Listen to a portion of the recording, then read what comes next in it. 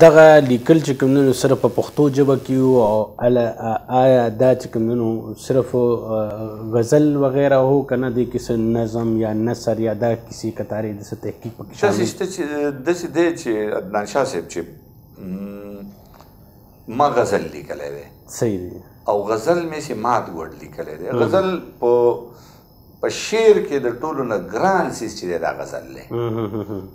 تر اوسه پورې ماته کوم پته ولګېده نو بس مونږ ردیف او قافیه او وزن او بحر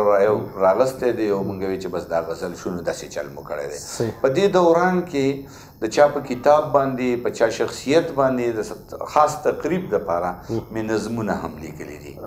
ما په نثر کې هم لکه ما تقریبا په 100 کتابونو باندې سریزې لیکلي دي بیا چې کتابونه چاپ شوي نو داسې په 80 کتابونو په مخکتنو کې ما مقالې ویلي دي دغه شانته ما افسانچې هم وړې افسانچې ما هم لیکلي دي خو زما پیژنګلو چې دا ماته چې په خدای پاک عزت را کړی دی او ماته په خدای پاک شهرت را کړی دی نو هغه